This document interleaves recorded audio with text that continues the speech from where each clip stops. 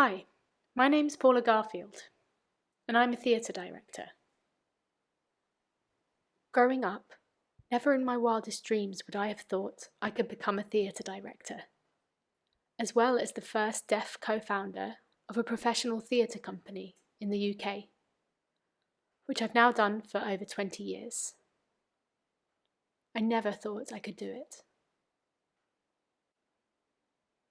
Me and my twin sister Fifi were not diagnosed as deaf until we reached the age of 2.5, which of course meant that we were language deprived.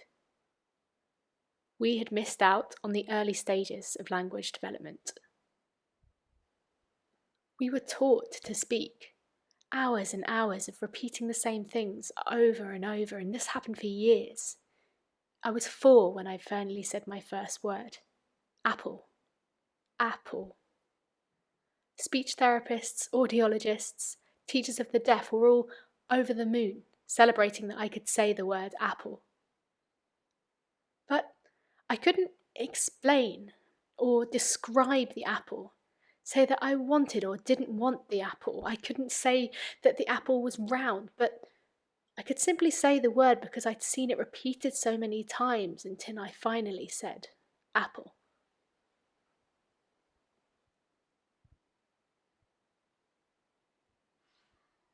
Today I'm the mother of 2 children who were both born deaf. I was shocked when they were born deaf. My sister and I are 4th generation of our family to be born in England.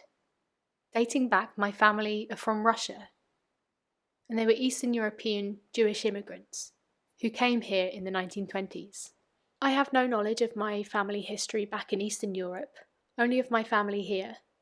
My sister and I are the only deaf members of our family, so I assumed my children would be born hearing.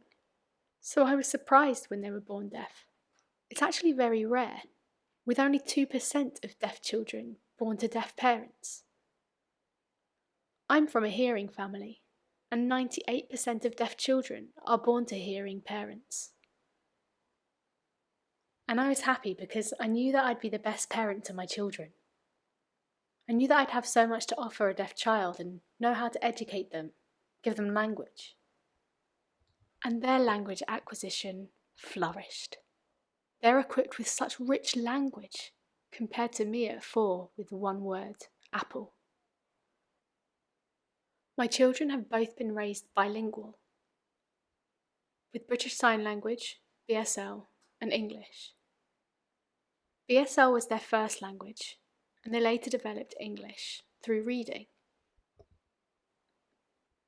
I would teach them every day, reading and signing with them. We'd have lots of visuals. For example, there'd be a picture of a dog and I would sign this. They'd look between me and the picture, looking between us. Picture of the dog, then me signing dog. And I'd say, look at this dog, it's big, fluffy dog. Then this thin, scrawny dog. They'd make those connections and that's how they'd acquire and absorb language. My children are part of a beautiful culture, one of sign language, deaf identity, and community. When my youngest daughter was 11 months old, she was crying. She came to me and she signed, "Mum, I'm sad." She could express a range of emotions through sign language at just 11 months old. And think of that compared to 4-year-old me saying apple. Unfortunately, my experience isn't rare. It's actually very common. My children's experience, though, is rare. You might expect that it's 2021 and there must be plenty of deaf schools allowing the use of sign language. But it's simply not the case. In the past, there were lots of deaf schools all across the UK, but you might be surprised that the majority of them have now closed, leaving very few left. A large proportion of the deaf schools that remain, and mainstream schools with deaf units, don't allow sign language. There are only 3 schools that I know of in London that allow teaching in BSL.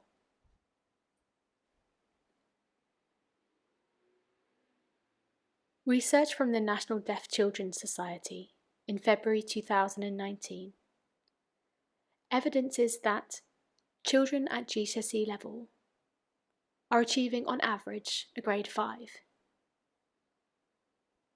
But for deaf children, this grade falls to 3.9. And deaf children are starting secondary school already behind, with only 43% of deaf children achieving expected standards in reading, writing and maths at Key Stage 2, compared to 74% of hearing children. Deafness is not a learning disability, yet we see this huge disparity.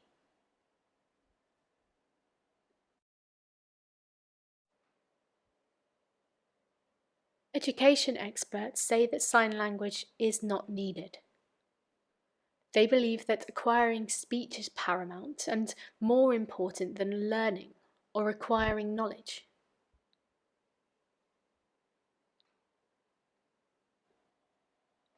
In 1880, a conference was held in Milan. Teachers of the deaf from all over the world gathered. Except they were almost entirely hearing. 163 hearing people and only one deaf person came together to discuss what they thought was the best method to educate deaf children. Oralism, which is learning through speech, or sign. All of those 163 delegates voted to ban sign language in the education of deaf children. That conference, that vote, declared the beginning of the oral education method and a dismissal, rejection and ban of sign language. But this was not a democratic vote cast by a fair representation of individuals. These were hearing people making a decision about deaf people without consultation with them or the community. And it was because of that decision, made about the best way to educate deaf children, that I was only able to learn one word, apple, at the age of 4. Prior to the Milan conference, there were plenty of teachers teaching deaf students who were deaf themselves. It was pretty normal then for deaf people to be teaching deaf children. But that completely changed as a result of the Milan conference.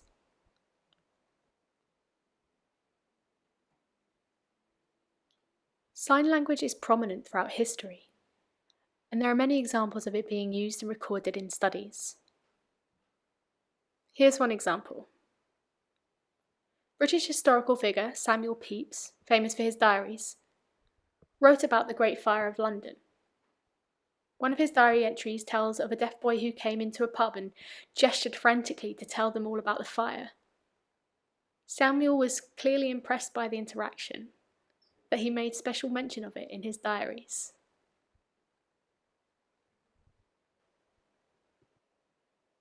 Growing up, I had teachers telling me that I must speak well so that I would fit in to society. And they told me that if I could speak well, then I would get a good job.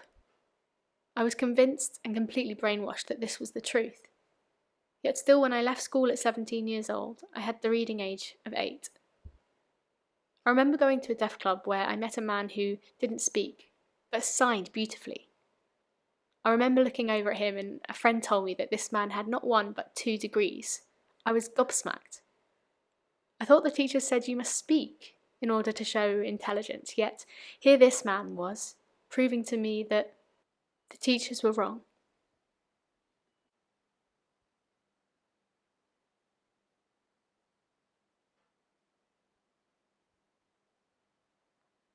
Now, we have deaf academics around the world who are obtaining doctorates and PhDs.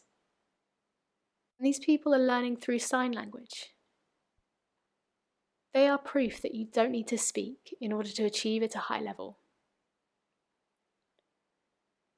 We're also seeing more and more deaf-led research by deaf academics.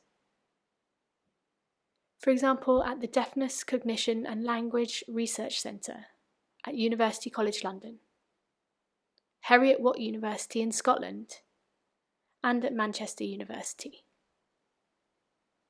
And this research is discovering amazing things. For example, that most deaf children who are bilingual learning English and sign language, are actually above their age group and that they love reading books. This is certainly true for my children. They love reading and do so at a high level. A boy called Daniel Jillings is campaigning hard for British Sign Language to be incorporated into the national school curriculum. But the government are yet to make a decision on this petition. It's unfair. The school curriculum allows schools to teach German, French, Spanish, but BSL remains neglected. British Sign Language has its own grammar, structure, and linguistic markers. It is by both name and nature a language in its own right.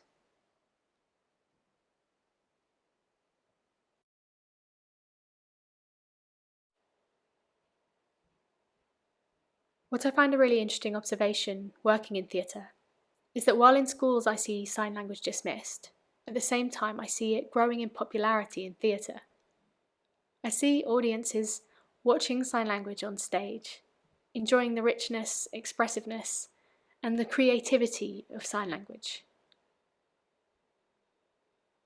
I see their minds being open to new ways of experiencing raw emotions through sign language. And I believe that sign language is beautiful and has no limitations. I've worked in theatre for 30 years. I'm one of the few deaf theatre directors in the UK who's able to work full-time as a professional director. I love theatre. It's my passion. Theatre is keeping sign language alive. Despite wider societal oppression of sign language, theatre maintains its presence and shows the strength of sign language.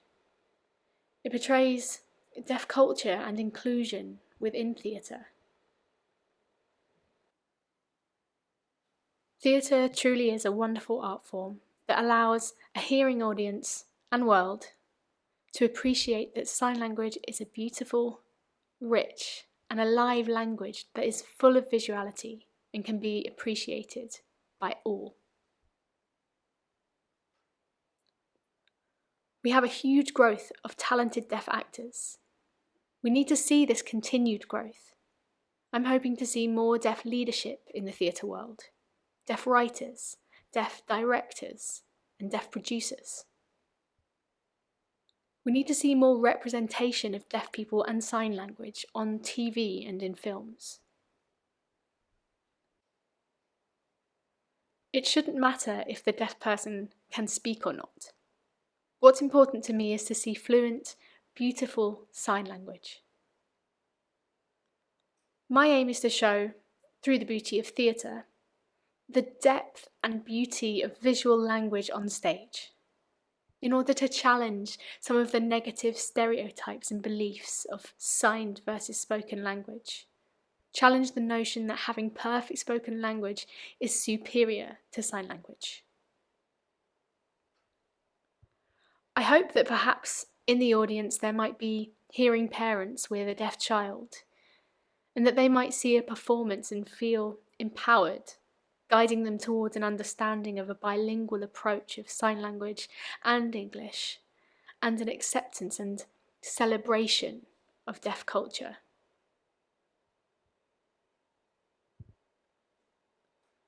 Many of us continue to fight for deaf representation in the arts, theatre, TV, and film. Not only actors, but for all those working backstage and behind the scenes. Maintaining inclusion of the deaf perspective in plays, TV, and in films is vital to show that we are here and we are part of society. I hope that you will leave my talk today with an open mind, with no assumption of a deaf person's skill or intellect based on their level of speech, but instead leave with an increased understanding of sign language and the value it has in enriching the lives of every deaf child and those who learn it. Our world is greater, richer, and healthier when filled with diversity.